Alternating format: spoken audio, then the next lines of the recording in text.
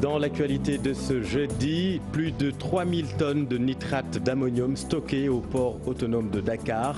L'inquiétude grandit. Comment éviter la tragédie de Beyrouth? Quel est le niveau de dangerosité de la substance?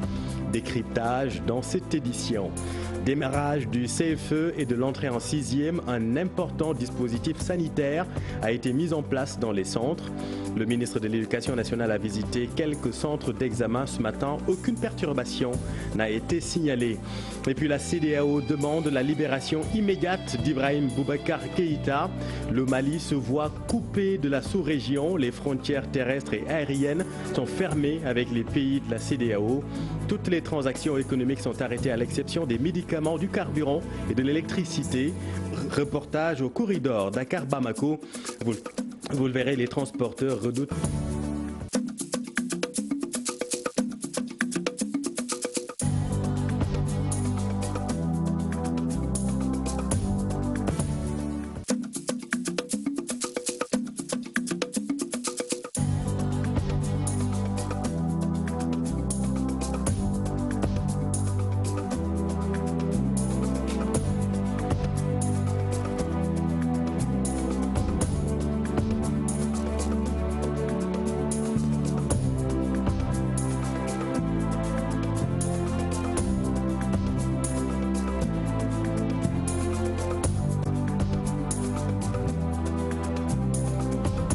Bonsoir à tous et bienvenue dans cette édition et toutes nos excuses pour ce retard dû à un petit problème technique. Je vous le disais en titre, c'est devenu une préoccupation majeure depuis le drame de Beyrouth. Plus de 3000 tonnes de nitrate d'ammonium stockées au port autonome de Dakar. En Conseil des ministres hier, le chef de l'État a demandé au ministre de l'Intérieur et de l'Environnement de mettre en œuvre un plan national de recensement, d'audit et de sécurisation des dépôts de produits chimiques dangereux, le nitrate d'ammonium. Mais quelle est donc cette substance qui fait peur? Aminata Mbaresso et Tierno Laurent Mendy. Professeur titulaire au département physique de l'université Cheikh Anta Diop de Dakar, le professeur Ababakar Sadir Ndaw tient à faire certaines précisions sur le nitrate d'ammonium. Le nitrate d'ammonium, en principe, on peut dire que c'est un produit comme tous les autres produits. C'est de l'engrais. Il nous vient en général sous forme de poudre ou bien de granulés pour l'épandage au niveau des surfaces cultivées. Alors, c'est un produit qui est très utile. Je commence vraiment par ça. Nous en avons besoin, si vous connaissez l'état de dégradation de nos sols, dû à l'échauffement climatique, dû à l'exploitation intensive des corps, dû au phénomène d'érosion, j'en passe. Ce qui pousse de plus en plus les pays à vouloir utiliser. On a besoin de ces engrais-là pour atteindre nos objectifs en matière de production agricole. Le nitrate d'ammonium, un produit chimique certes, mais qui ne peut pas exploser tout seul.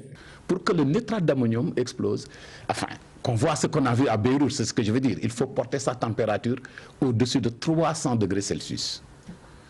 Et au-dessus de 300 degrés Celsius, mais ce qui se passe, c'est un phénomène physique qui est basique pour mes étudiants, ils le savent. Vous avez tout de suite le produit qui se transforme subitement en gaz. Et lorsque vous passez de l'état solide à l'état gazeux, mais en rapport de volume, c'est très costaud. C'est comme si vous passez d'un volume comme ça et que vous vous retrouvez avec un volume multiplié par 1000. Et l'onde de choc et l'augmentation de la pression, ça fait que lorsqu'on a cette transformation-là, ça peut repousser des immeubles, casser des immeubles, balayer tout sur son passage. Et ça, c'est le cas où vous amenez la température du nitrate d'ammonium au-delà de 300 degrés. Et pour éviter la catastrophe du port de Beyrouth, le professeur donne ses conseils. Il faut d'abord avoir une bonne connaissance des propriétés du nitrate d'ammonium, avoir ce qu'on appelle une fiche technique qui permet à ceux qui font le transport, la manutention, le stockage, comment est-ce qu'on se comporter pour respecter les normes de sûreté usuelles. Donc ces produits-là, il faut l'entourer d'un système de sécurité performant et faire tout pour que son enlèvement non autorisé ne soit possible. Il y a une année dans un pays, je ne veux pas rentrer trop dans les détails, mais quelqu'un s'est emparé uniquement de 2 tonnes de nitrate d'ammonium et il a fait exploser dans un acte de terreur. Il avait tué plus de 100 personnes. L'importation du nitrate d'ammonium n'est pas prohibée, il est plutôt encadré par un régime d'autorisation. Merci Aminata. Un accident a fait 2 morts la nuit dernière à Sédhiou. 3 jeunes sur une moto ont été percutés par un camion. 2 parmi eux sont décédés sur le coup. Le 3e est grièvement blessé. Bakary Konté Faligay. 3 jeunes à bord d'une moto Jakarta. Ces jeunes ont quitté le village de Dar Salam Pakao pour se rendre à Mankonomba. À hauteur du croisement de Sumbundu, ils ont heurté un camion qui transportait des bœufs. Le camion a été stationné pour des besoins de contrôle des gendarmes de la brigade de gendarmerie de Sédhiou. Selon les témoins, les 3 jeunes roulaient à toute allure. La moto n'avait pas de lumière et ils étaient sans cax. Les faits se sont déroulés vers 0h sur la RN12. Sur place, 2 sont morts sur le coup, l'un âgé de 20 ans, l'autre de 24 ans. Le 3e est évacué à l'EPS 1 de Sédhiou avant d'être acheminé à l'hôpital régional de Ziguinchor. C'est la tristesse et la consternation à Dar Salam Pakao. Les accidents causés par les motos Jakarta sont monnaie courante à Sédhiou. Souvent, ce sont des jeunes inconscients, parfois âgés de 14-15 ans, qui conduisent même ces motos Jakarta. Une situation que déplorent les populations. C'est avec un important dispositif sanitaire que les examens du CFE et de l'entrée en 6e se sont déroulés, des épreuves abordables selon les élèves. Le ministre de l'Éducation nationale a visité 2 centres d'examen à Grand Yoff et à Pikine. Aucune perturbation n'a été signalée. Habib Faye, Modou Diop. Impossible d'ignorer de se laver les mains à l'entrée de cet établissement scolaire. Le ministre de l'Éducation nationale l'a bien compris. Il donne l'exemple pour barrer la route au virus à Covid-19 et c'est parti pour 2 jours de compétition pour les candidats du CFE et de l'entrée en 6e, des épreuves abordables dans un contexte pandémique. Eh bien, on n'a pas trouvé des mauvaises choses que nous avons pas appris pour nous empêcher de réussir. Toutes les conditions sont réunies pour que tout se déroule dans d'excellentes conditions. Les APE, après une longue récréation observée par les 2885 812 candidats, se réjouissent du déroulement. Bravo à l'État qui a tenu à ce que l'année ne soit pas une année blanche. Une année blanche, ça allait être une catastrophe, vous imaginez. Un déroulement des examens qui n'inquiète point le ministre de l'Éducation nationale. Le protocole sanitaire est respecté depuis pratiquement le 25 de la reprise jusqu'à présent. C'est la suite logique. Et d'ailleurs, à mon avis, même au-delà de Covid, c'est important de voir dans les écoles. Aucun détail n'est laissé en rade pour protéger les potages du coronavirus. Cette reprise, et je crois que le focus a été mis sur ces classes d'examen. Peut-être qu'on verra au niveau des résultats que ça se passe bien. Et cette reprise, contrairement à ce que d'autres auraient pensé, nous n'avons pas vu, en tout cas avec ce déplacement massif d'enseignants, d'élèves dans nos écoles, nous n'avons pas constaté une flambée de cas. Les candidats sont répartis dans 1781 centres d'examen sur le territoire national, soit 47% de garçons et 53% de filles. Les élèves seront en vacances dès ce vendredi, jour de la fin des épreuves. Et à Rufisque-Habib, quelques 15 000 candidats sont concernés. Ils se disent confiants à l'entame des premières épreuves. Là-bas également, le protocole sanitaire a été appliqué à la lettre. Ousseynou Thiam, Ahmadou Bamba Samb. Ils sont au total 15 759 candidats dans le département de Rufisque à la recherche de leur premier diplôme. À l'école Marem Tall Diop, les candidats trouvent les épreuves abordables. Sur moi, les épreuves ne sont pas difficiles, sont faciles. Il y a des arabes et tout. On a fait le titre de coronavirus. Oui, moi je pense pour moi. Oui, ça se passe bien. Oui, ils ont respecté les mesures barrières parce qu'ils ont utilisé des gels et porté des masques. Oui, l'école nous a bien mis pour passer du bon examen. De l'avis des examinateurs et chefs de centre, tout se passe bien dans le respect du protocole sanitaire. Donc, je dirais, je touche du bois, la première journée, vraiment, les épreuves se sont bien déroulées. Les enfants sont arrivés tous à l'école, avec les gestes barrières. Tous les enfants étaient munis de leur masque, ils ont pris le gel, ils ont été thermoflashés.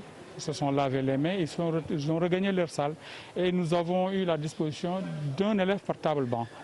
Donc pour pallier aux aléas climatiques, pour la pluie, bon, pratiquement il n'y a pas de salle qui sointe. Toutes les salles sont en bon état. Pour limiter les déplacements, les épreuves seront administrées en journée continue selon le chef du centre.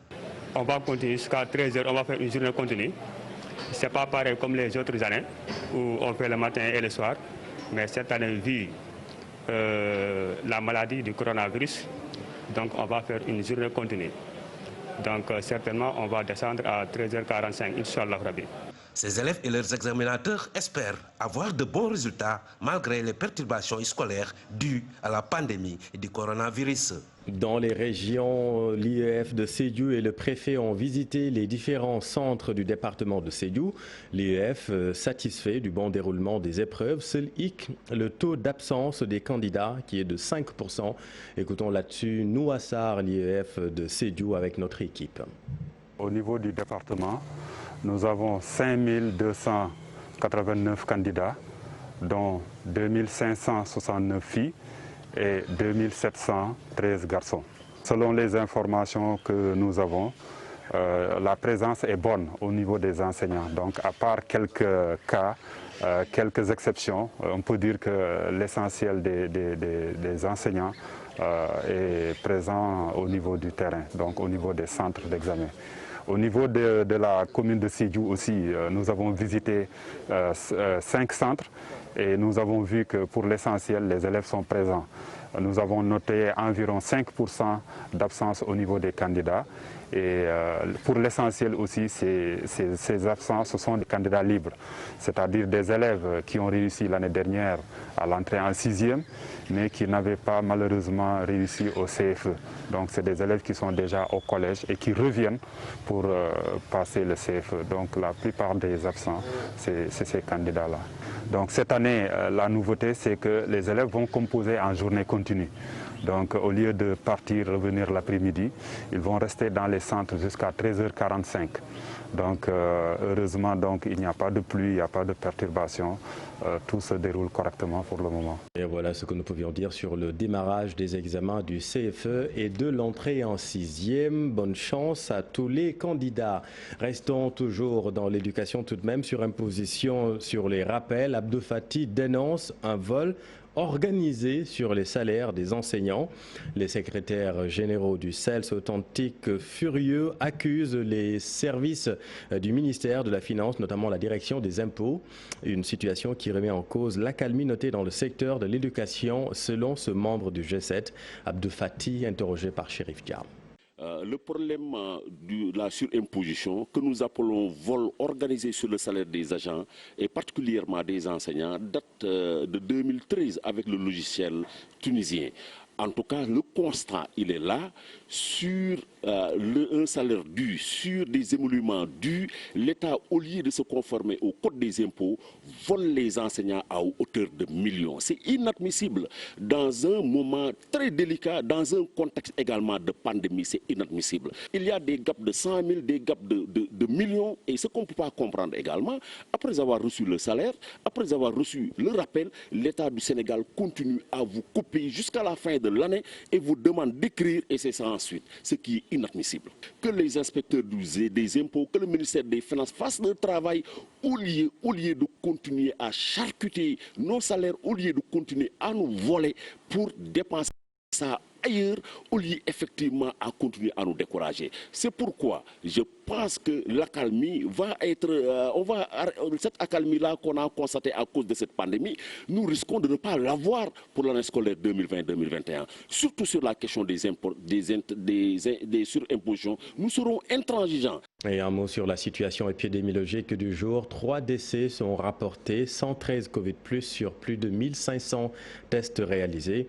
39 personnes présentent une forme grave de la maladie. 2 jours durant, 44 formateurs ont été formés pour la prise en charge psychosociale des malades atteints de la Covid-19. L'objectif, faire face à la stigmatisation et le refus de prise en charge des malades. La rencontre s'est tenue au siège de l'Organisation mondiale de la santé à Dakar. Fat Bintou Kanté et Tierno Laurent Mendy.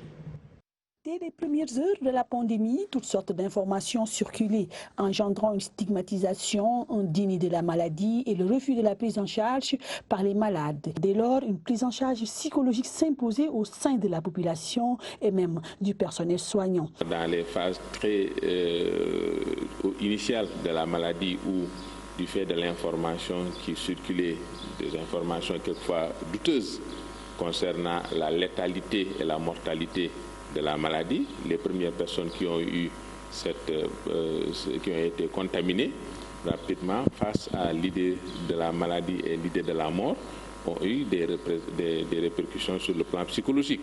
Donc ont été très atteints psychologiquement. Et à partir de ce moment, nous on a vu l'intérêt de les suivre.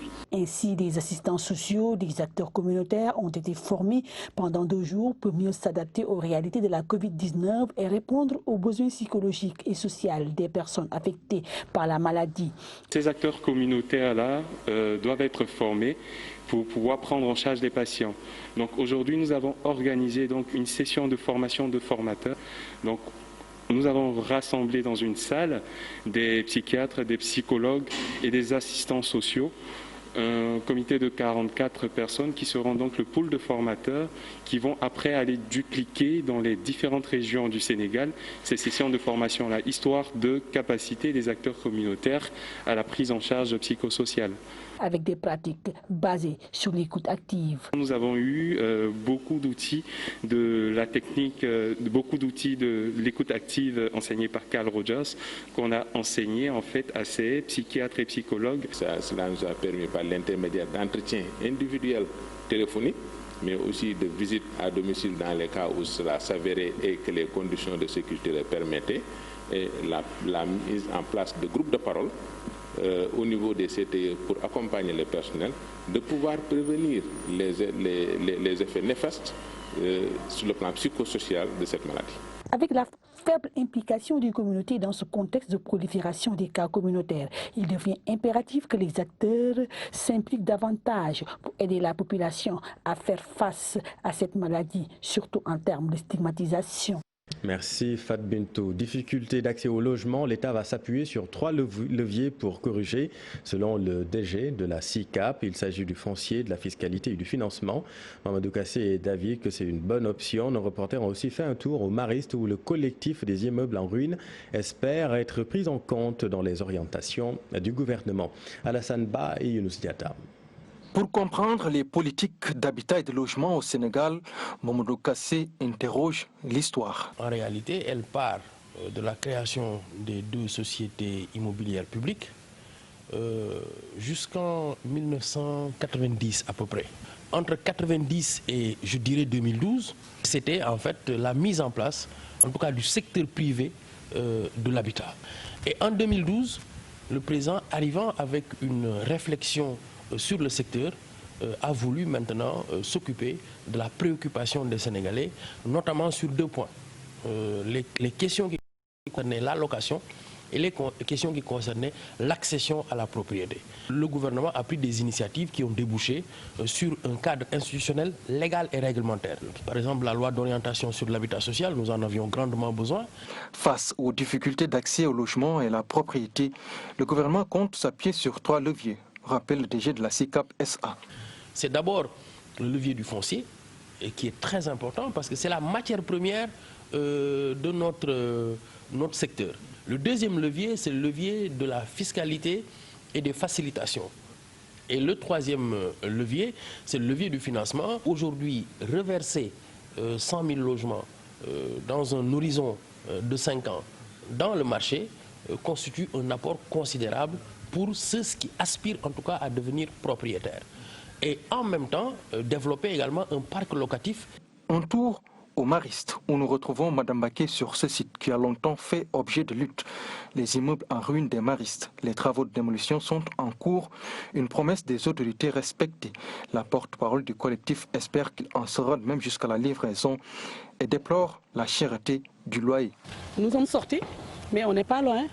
Tout le monde, 90% des ex-habitants sont dans le quartier. Malgré la cherté de la location, on a préféré habiter tout autour du quartier pour ne pas être loin parce que le site nous appartient. On l'a à l'œil.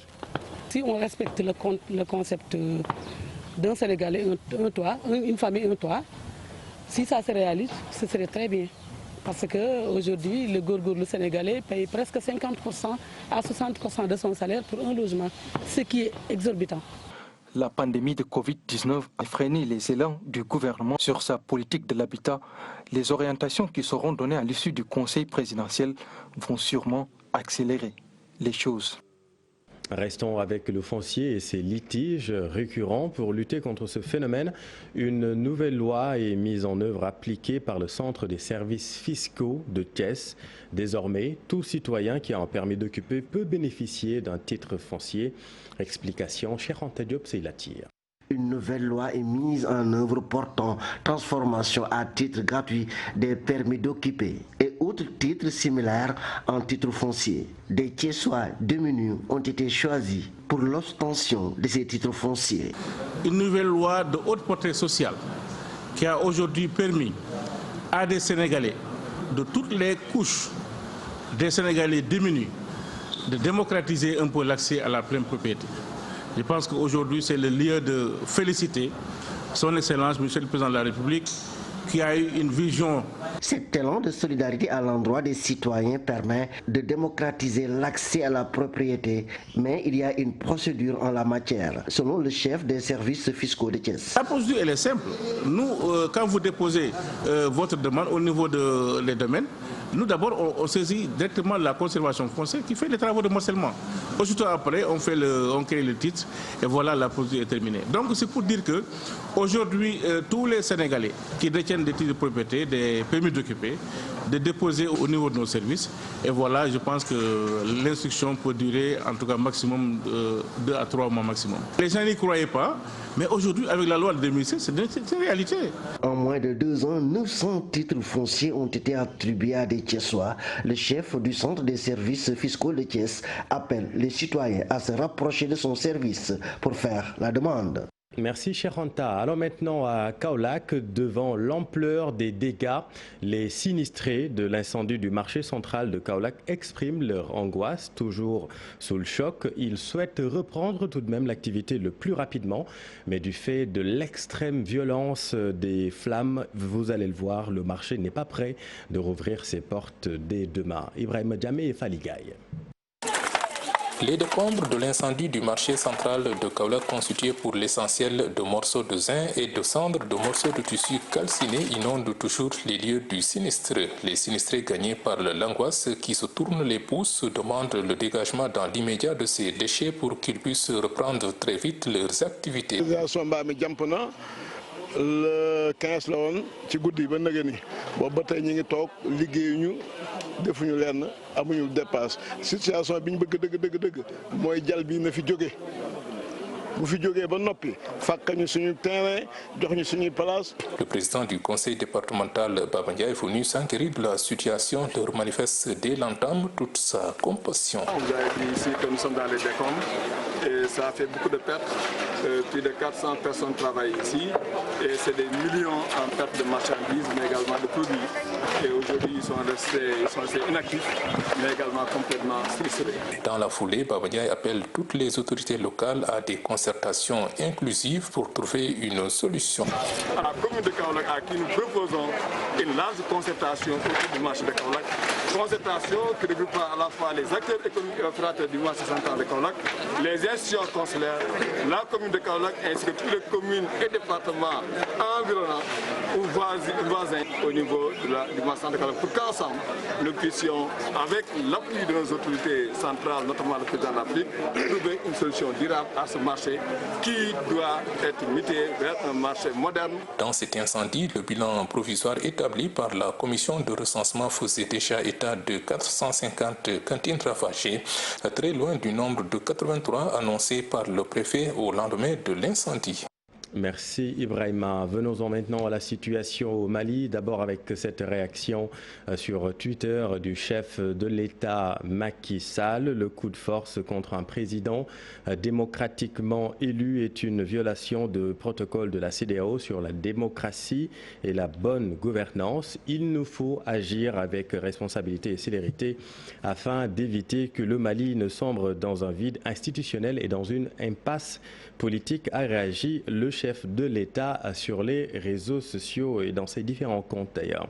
Dans le même temps, la CEDEAO décide d'assouplir l'embargo infligé au Mali lors d'un sommet extraordinaire ce jeudi en visioconférence. Des restrictions seront levées sous la proposition du président Macky Sall concernant les denrées de première nécessité, les produits pétroliers entre autres. Une délégation de haut niveau est même annoncée à Bamako pour l'organisation, pour le retour de l'ordre constitutionnel.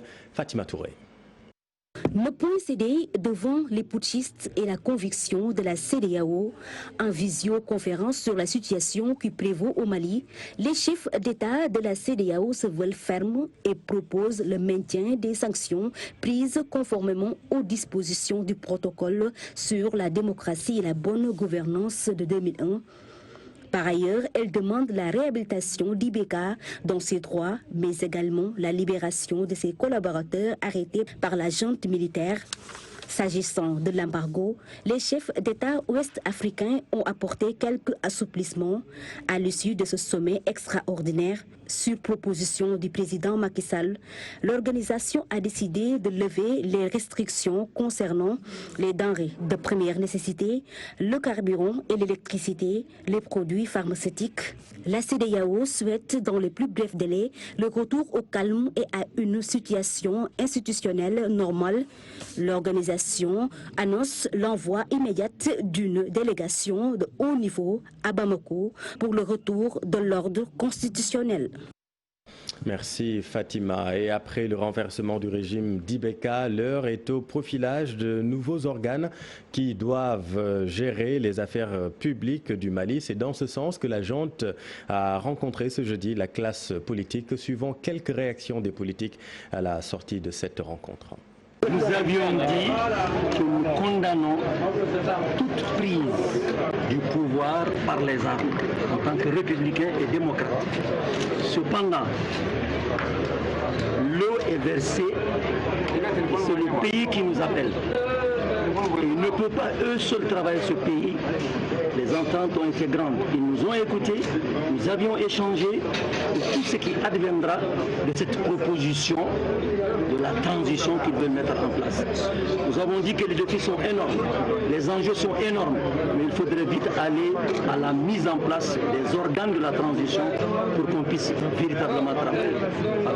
Les autorités militaires avaient le souci d'entrer en contact immédiatement avec les forces politiques pour que de part et d'autre, les échanges puissent donner des indications, des amorces de solutions pour la sortie des crises et des amorces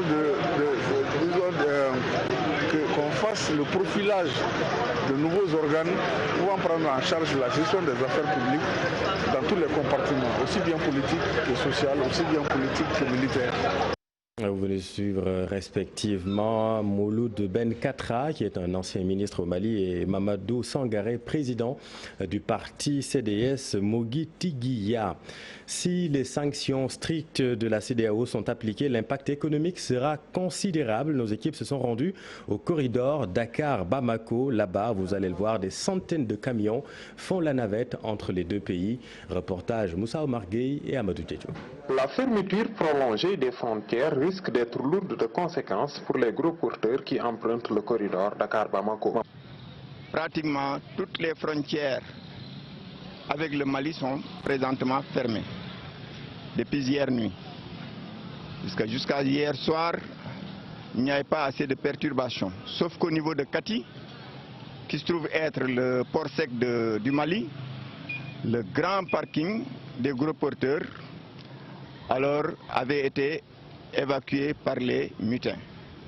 Retenons que le plus souvent, tous les produits de première nécessité, les denrées de première nécessité du Mali proviennent du port de Dakar. par rapport à cela, imaginez aujourd'hui ceux qui vendent le ciment, le fer, le sel et d'autres marchandises encore pour la destination Mali. Imaginez, ça va freiner leur commerce. Bon, les conducteurs routiers qui peut-être avaient prévu seulement 2 jours pour Dakar-Bamako, s'ils devraient rester pour une date illimitée, dont on ne sait la durée. Bon, vous voyez ce que ça fait. On peut dire qu'aujourd'hui nous avons des difficultés parce que Tambacounda est une région carrefour qui fait frontière avec des pays. Mais aussi nous sommes vraiment la région la plus côtoyée du Mali. Et de tout faire pour que les choses puissent revenir, n'est-ce pas, à la normale. Tambacounda, ville carrefour, regorge une forte communauté de Maliens, entre autres ressortissants des pays de la sous-région qui sont bloqués à cause de la fermeture des frontières du Mali. Merci Moussa Omar. Et puis un mot de sport. FC Séville Inter Milan, une opposition entre 2 clubs déterminés à sauver leur saison. C'est l'affiche de la finale de la Ligue Europa. La saison 2020-2021 de la Ligue 1 en France démarre ce vendredi avec au début le match Bordeaux-Nantes, Liverpool-Leeds, un duel entre champions sortant, le choc de la première journée de la Première Ligue. Le round-up de l'Actu Sport avec Cher Sadibou Diarra. Ce vendredi à 17h débute la Ligue 1 en France, saison 2020-2021. Bordeaux de Youssouf Sabali et son nouvel entraîneur Jean-Louis Gasset accueillent le FC Nantes. Une affiche historique pour démarrer la Ligue 1, le premier grand championnat en Europe, a lancé sa nouvelle saison. Pour la Première Ligue, l'ouverture de la saison est prévue le 12 septembre prochain. Sadio Mané et Liverpool, champion sortant, débutent face au promu Leeds, champion du Championship. Crystal Palace de Cheikhou Kouyaté, l'autre Sénégalais du championnat, reçoit pour sa part Southampton. L'apothéose de la Ligue Europa 2019-2020 se tient ce vendredi à 19h à Cologne. FC Séville Inter de Milan, une affiche inédite en finale. 5 fois titrés dans cette compétition, les Sévillans qui restent sur 20 rencontres sans défaite sont déterminés à remporter un 6e sacre. Face à eux, les Interistes qui n'avaient plus accédé en finale européenne comptent sur leur duo d'attaque Lukaku-Martinez pour sauver leur saison. Sur le marché des transferts, plusieurs rumeurs ont circulé ce jour. Selon l'équipe, Houssem Aouar, le métronome de Lyon, est ciblé par le Paris Saint-Germain et Arsenal. Le club anglais a même fait une offre rejetée par les Lyonnais. Les milieux de terrain hollandais Wijnaldum de Liverpool et Van de Beek de l'Ajax sont annoncés dans le viseur du FC Barcelone, alors que José Mourinho, l'entraîneur de Tottenham, espère ramener Gareth Bale du Real Madrid dans son ancien club. Merci cher Sadibou, voilà c'est la fin de cette édition, merci de l'avoir suivi. L'info continue dans Soir Info, c'est à vous Papy si vous recevez ce soir, monsieur.